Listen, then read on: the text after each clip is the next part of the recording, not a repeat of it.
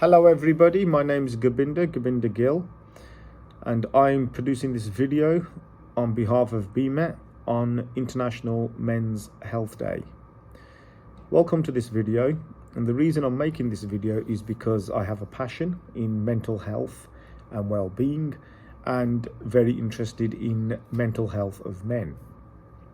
The reason I'm making this video in addition to those are based on the fact that mental health amongst men, men's health, is quite a big issue, but an issue that sometimes leads to stigma, sometimes is ignored, and sometimes is felt like it shouldn't be a male issue. Unfortunately, the rates of suicide amongst males has increased, and the reason, or some of the partial reasons provided for that, will be the reasons I've just linked back to in terms of stigma, in terms of appraising the fact that mental health shouldn't actually occur for men, not having the acknowledgement, and more importantly, for the person going through the mental health, not feeling they can actually speak out. Where those attitudes probably come from resonate with this sort of cave mentality that a man should have: a strong personality, strong resilience, man shouldn't cry, men should be able to cope with the pressure, when actually it's the reverse. A male should be able to cry, it releases tension, should be able to not have to feel strong. In fact, a man speaking about mental health, a man feeling that they can openly express how they are feeling, is probably a strong person. So within the spectre of this video, the idea is to sort of outline certain things. I'll be talking a bit about my journey within the video. This isn't a fully structured video, there's no outline or anything, it's just me speaking from the heart, if you like.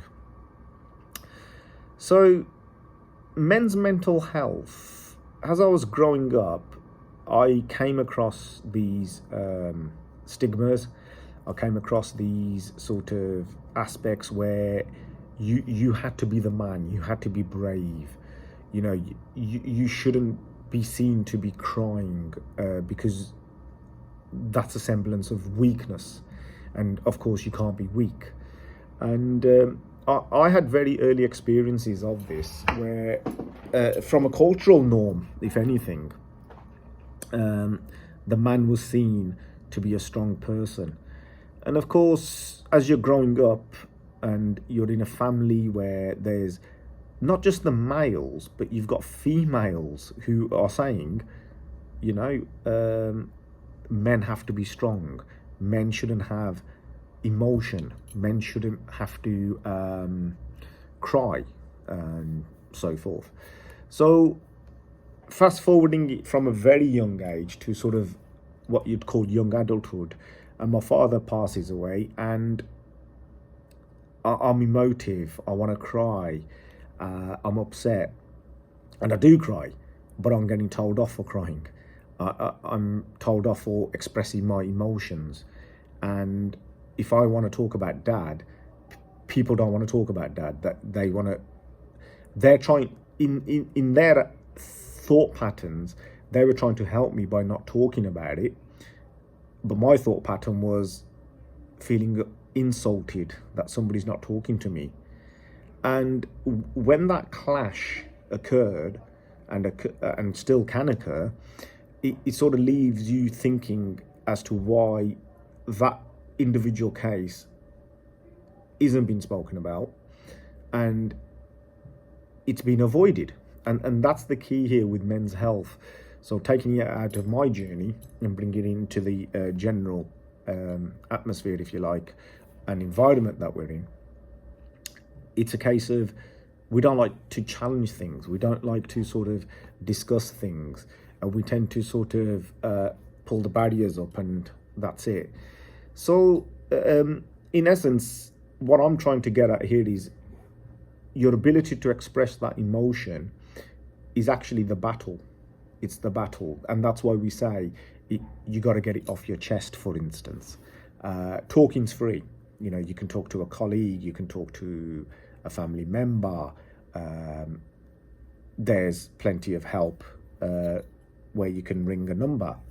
So mental health from that perspective, for me, from a young age, and men's health in particular, saw two sides to it.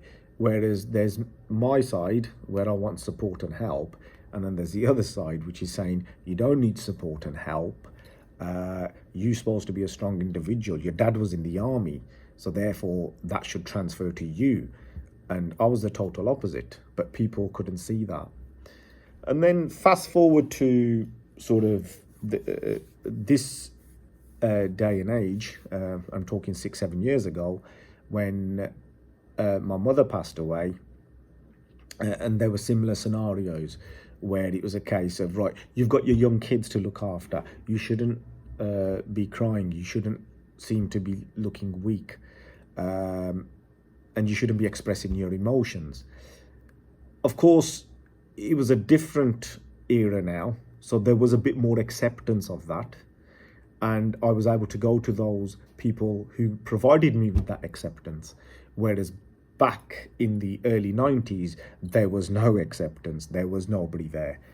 And I still went through 3 or 4 bouts of counselling, and I can't tell you how much liberty that provided me, how much freedom that gave me, how free I felt and how relaxed I felt having gone through the phase of counselling, which, if I'm honest with you, saved me from what I would call chronic anxiety, chronic stress.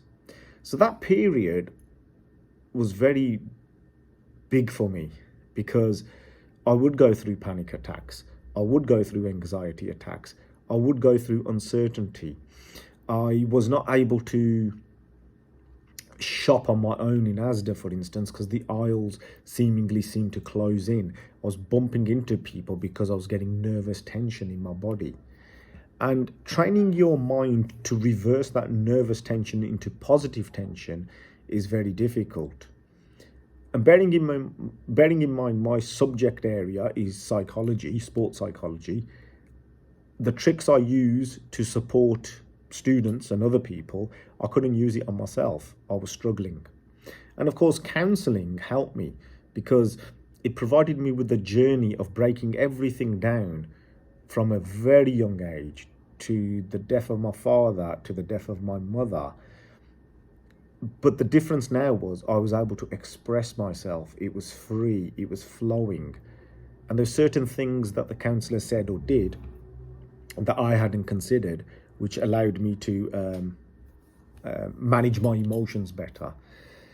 And there's nothing worse than having a mind that's hijacked by negative thoughts, a mind that's hijacked, which sort of paralyzes your physical body from doing a lot. And so I was walking around looking at my hand thinking, why is my hand shaking? It was nervous tension. But because I was thinking, why is it shaking? That nervous tension became more nervous tension and negative tension, which created more shakes. So it's a negative spiral, and we all go through it.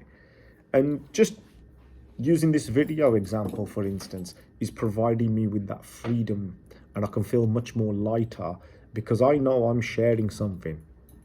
And if somebody's out there watching this video and wasn't sure about counselling, and one of you decide, right, I'm now going to seek counselling, that's great, because counselling's for everybody.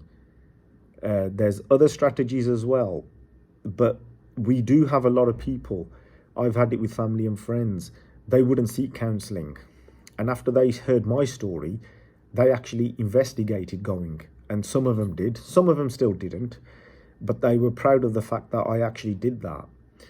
I only did it for my mental health. And on this Men's Health Day, my message is clear, and that is talking. that is speaking out, that is allowing your emotions to when I say dominate you, what I'm trying to say is allowing those emotions to flow freely, because they're like clouds emotions. They eventually disappear, and it's that sort of thing. So I hope you found this video useful. By all means, you can private message me on Teams, you can email me, you can phone me, whatever, because it'd be useful to hear from people. And if you're struggling, remember there's always somebody who is happy and keen to speak to you. So thank you for watching this, and happy Men's Health Day.